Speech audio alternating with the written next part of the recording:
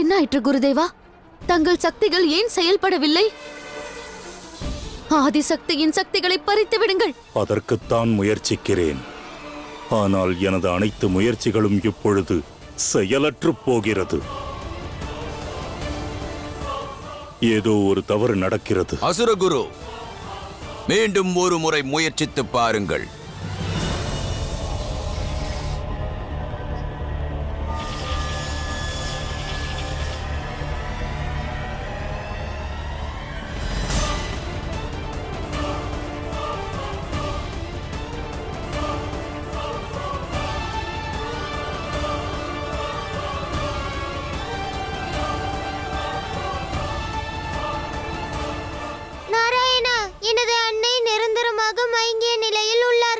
சிவசக்தி பிரிந்து விட்டார்கள். ஆனால் தாங்களோ நகைக்கிறீர்கள்.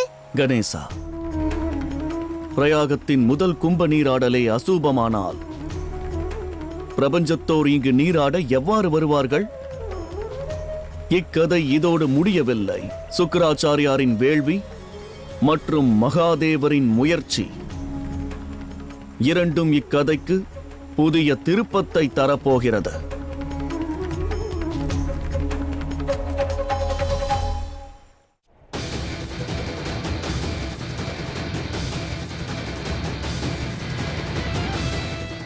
அசுரகுரு, என்ன நடக்கிறது? குருதேவா, எதற்காக தாமதப்படுத்துகிறீர்கள்? தேவி பார்வதியின் சக்திகள் ஏன் என் வசமாகவில்லை என்று எனக்கு ஏதும் விளங்கவில்லை ராகு. அசுரகுரு, ஒருவேளை தாங்கள் செய்த வேள்வி வீணாகிவிட்டதா? ஜிம்பராசுரா, யாரிடம் உரையாடுகிறாய் என்று சிந்தித்து பேசு. நான் கற்ற கல்வி, செய்த தவம், நான் செய்த வேள்வி அனைத்தும் வீண் போகாது ஜிம்பராசுரா.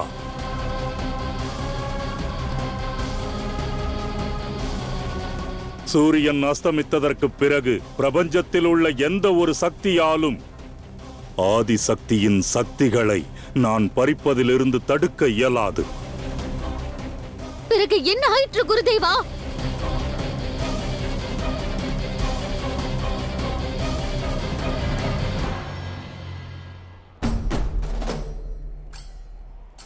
ஒருவேளை இது சிவனின் சூழ்ச்சியா? ஒருவேளை மகாதேவர் தனது மனைவியை காப்பாற்றுவதற்காக இயற்கையின் நேதியை மாற்றி அமைத்து விட்டாரா? அது நிகழ்ந்திடாது. பிறகு ஏன் எங்கள் வேள்வி வெற்றி அடையாமல் இருக்கிறது மகாதேவா?